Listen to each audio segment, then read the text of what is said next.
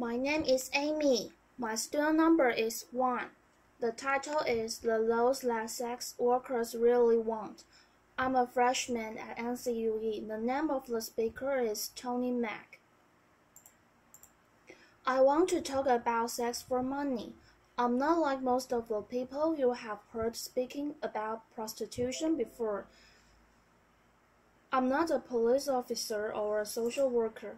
I'm not an academic or a journalist or a politician.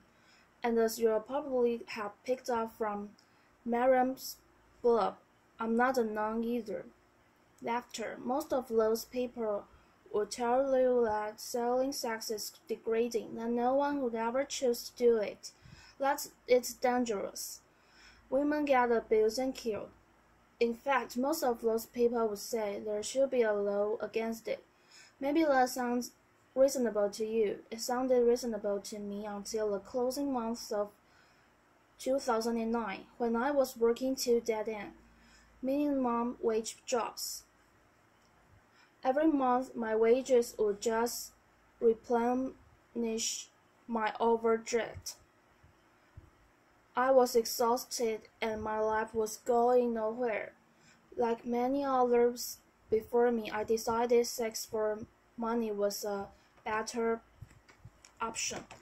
Now don't get me wrong, I would have loved to have won the lottery instead, but it wasn't going to happen anytime soon, and my rent needed paying, so I signed up for my first shift in the brothel.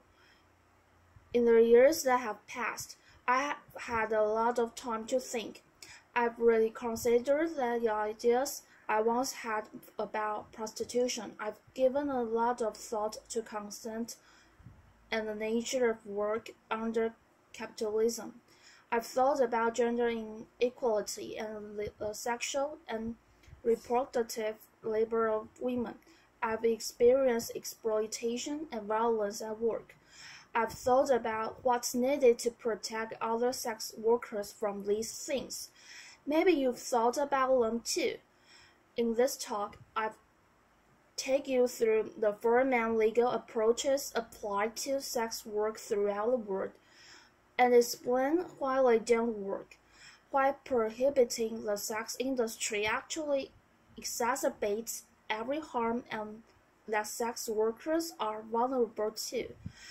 Then I'm going to tell you about what we as sex workers actually want. The first approach is for criminalization. Half the world, including Russia, South Africa, and most of the US, regulate sex work by criminalizing everyone involved, so that's seller, buyer, and third parties. Lawmakers in these countries apparently hope that the fear of getting arrested will deter people from selling sex. But if you are forced to choose between obeying the law and feeding yourself or your family, you're going to do the work anyway and take the risk. Criminalization is a trap. It's hard to get a conventional job when you have a criminal record. Potential employers won't hire you. Assuming you need money, you'll stay in the more flexible, informal economy. The law forces you to keep selling sex, which is the exact opposite of its intended effect. Being criminalized leaves you exposed to mistreatment by the state itself. In many cases, you may be coerced into paying a bribe or even into having sex with a police officer to avoid arrest. Police and prison guards in Cambodia, for example, have been documented subjecting sex workers to what can only be described as torture, threats at gunpoint, beatings, electric shocks, rape, and denial of food. Another worrying thing, if you are selling sex in places like Kenya, South Africa, or New York, police officers can arrest you if you are caught carrying condoms, because condoms can legally be used as evidence. by your selling sex. Obviously, this increases HIV risk. Imagine knowing if you are busted carrying condoms, it will be used against you. It's a pretty strong incentive to leave them at home, right? Sex workers working in these places are forced to make a tough choice between risking arrest or having risky sex. What would you choose? Would you pack condoms to go to work? How about if you're worried the police officer would rape you when he got you in the van? The second approach to regulating sex work seen in these countries is partial criminalization, where the buying and selling of sex are legal, but surrounding activities like brothel keeping or soliciting on the street are banned. Laws like this, we have them in the UK and in France. Essentially say to us sex workers, hey, we don't mind you selling sex, just make sure it's done behind closed doors and all alone. And brothel keeping, by the way, is defined as just two or more sex workers working together. Making that illegal means that many of us work alone, which obviously makes us vulnerable to violent offenders. But we are also vulnerable if we choose to break the law by working together. A couple of years ago, a friend of mine was nervous after she was attacked at work, so I said that she could see her clients from my place for a while.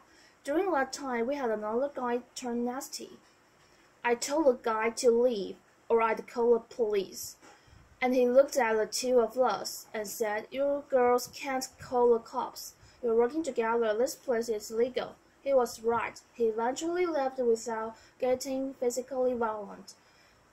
But the knowledge that we were breaking the law impelled that man to threaten us. He felt confident he'd get away with it. The prohibition of street prostitution also causes more harm than it prevents. Firstly, to avoid getting arrested, street workers take risks to avoid detection, and that means working alone or in isolated locations like dark forests, where they're vulnerable to attack. If you're caught selling sex outdoors, you pay a fine. How do you pay that fine without going back to the streets? It was the need for money that saw you in the streets in the first place, and so the fines stack up. And you're causing a vicious cycle of selling sex to pay the fines you got for selling sex. Let me tell you about Mariana Popa, who worked in Red Bridge, East London. The street workers on her patch would normally wait for clients in groups for safety, in numbers, and to warn each other about how to avoid dangerous guys. But during the police crackdown on sex workers and their clients, she was forced to work alone to avoid being arrested. She was stabbed to death in the early hours of October 29, 2013. She had been working later than unusual to try to pay off a fine she had received for soliciting. So if criminalizing sex workers hurts them, why not just criminalize the people who buy sex? This is the end of the third approach I want to talk about, the Swedish or Nordic model of sex work law. The idea behind this law is that selling sex is intrinsically harmful and so you are, in fact, helping sex workers by removing the option. Despite growing support for what's often described as the end-demand approach, there is no evidence that it works. There is just as much prostitution in Sweden as there was before.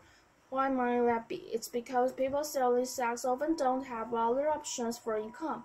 If you need that money, the only effect that a drop in business is going to have is to force you to lower your prices or offer more risky sexual services. If you need to find more clients, you might seek the help of a manager.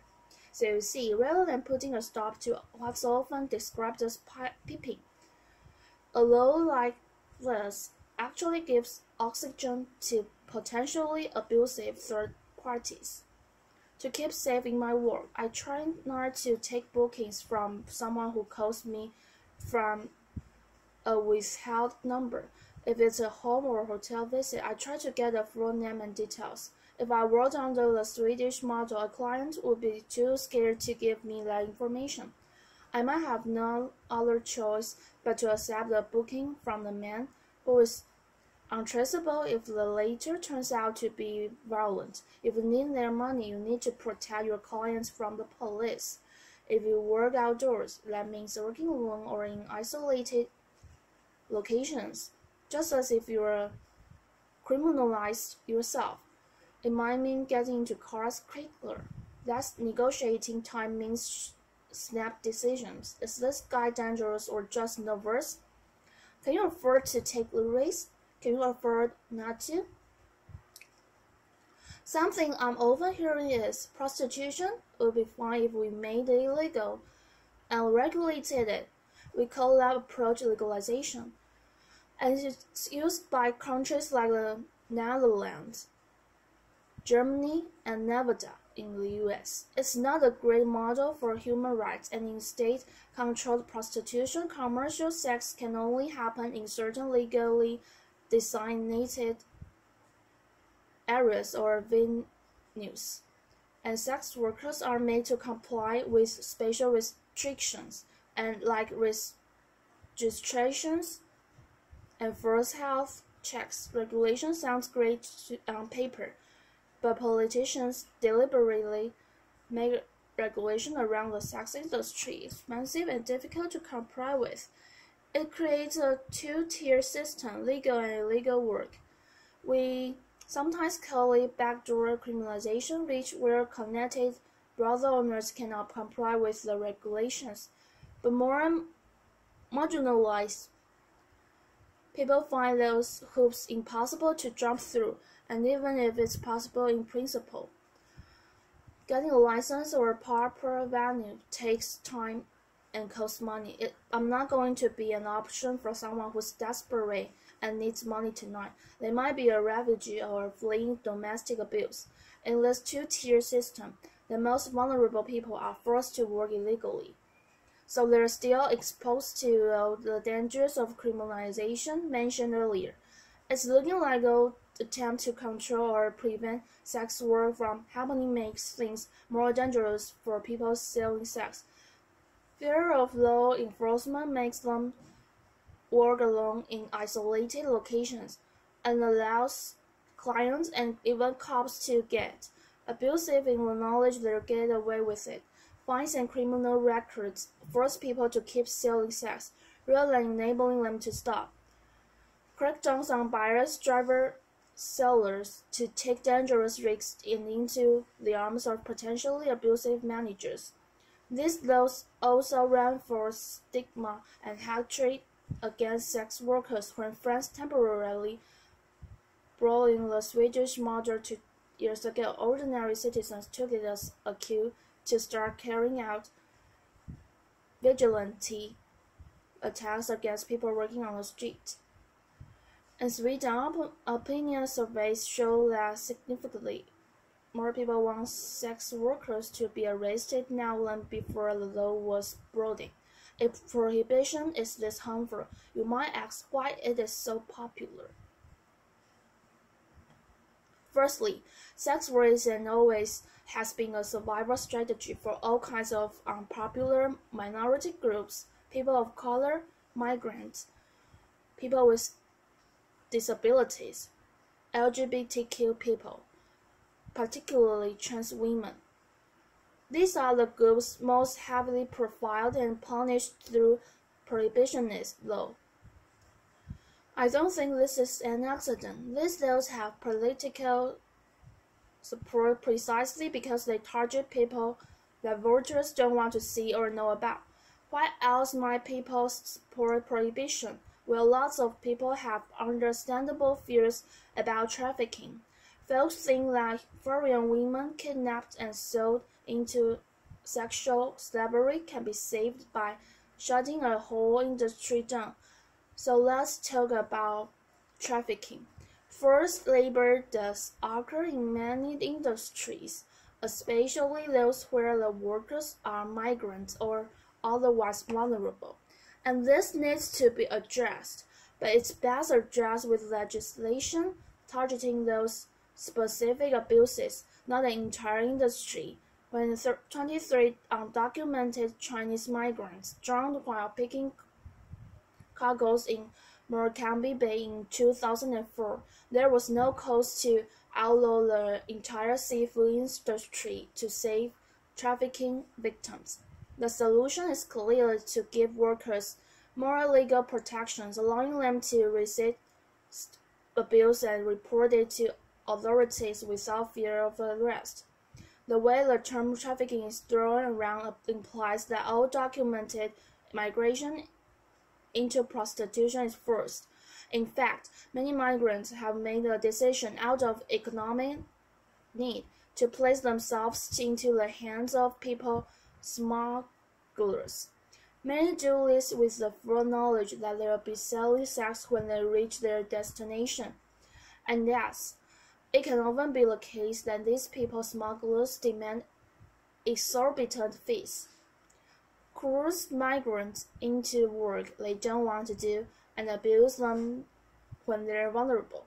That's true of prostitution, but it's also true of agricultural work, hospitality work, and domestic work. Ultimately, nobody wants to be forced to do any kind of work, but that's a risk many migrants are willing to take because of what they're leaving behind. If people were allowed to migrate legally, they wouldn't have to place their lives into the hands of people smugglers. The problems arise from the criminalization of migration, just as they do from the criminalization of sex work itself. This is a lesson of history.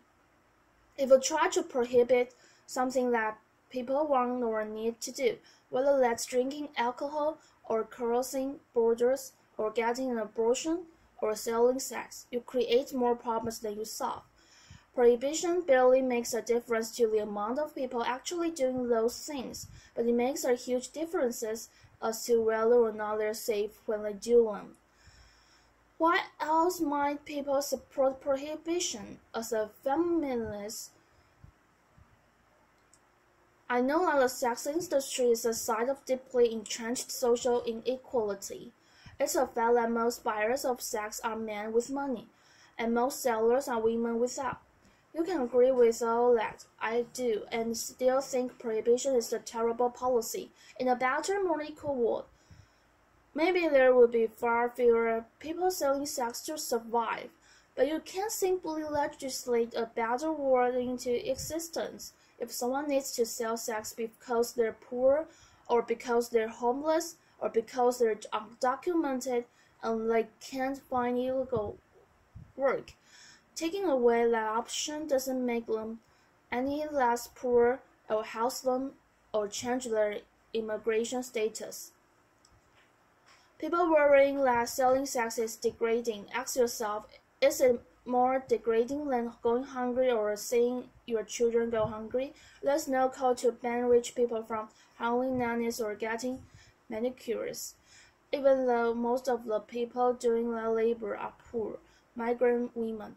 It's the fact of poor migrant women selling sex specifically that has some families uncomfortable. And I can understand why the sex industry provokes strong feelings. People have all kinds of complicated feelings when it comes to sex, but we can't make policy on the basis of mere feelings, especially not over the heads of the people actually affected by those policies. If we get fixated on the abolition of sex work, we end up worrying about a particular manifestation of gender inequality rather than about the underlying causes. People get really hung up on the question, well, would you want your daughter doing it? That's the wrong question. Instead, imagine she is doing it. How safe is she at work tonight? Why isn't she safer? We've looked at full criminalization, partial criminalization, the Swedish or Nordic model, and legalization, and how they all cause harm. Something I never heard access What do sex workers want? After all, we're the ones most affected by these laws. New Zealand decriminalized sex work in 2003. It's crucial to remember that decriminalization and that legalization are not the same thing. Decriminalization means the removal of laws that punitively target the sex industry, instead treating sex work much like any other kind of work. In New Zealand, people can work together for safety, and employers of sex workers are accountable to the state.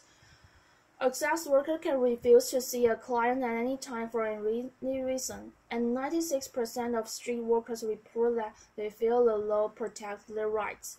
New Zealand hasn't actually seen an increase in the amount of people doing sex work, but decriminalizing it has made it a lot safer. But the lesson from New Zealand isn't just that its particular legislation is good, but that crucially it was written in collaboration with sex workers, namely the New Zealand Prostitutes Collective. When it came to making sex workers safer, they were ready to hear it straight from sex workers themselves. Here in the UK, I'm part of sex worker-led groups like the Sex Worker Open University and the English Collective of Prostitutes. And we form part of a global movement demanding decriminalization and self-determination. The universal symbol of our movement is the red umbrella. We're supported in our demands by global bodies like UNAIDS, the World Health Organization, and Amnesty International. But we need more allies. If you care about gender equality or poverty or migration or public health, then sex worker rights matter to you. Make space for yours in your movement. That means not only listening to sex workers when we speak up, amplifying our voices, resist those who silence us, those who say that a prostitute is either too victimized, too damaged to know what's best for herself, or else too privileged and too removed from real hardship, not representative of the millions of voiceless victims. The distinction between victim and empowered is imaginary. It exists purely to discredit sex workers and make it easy to ignore us.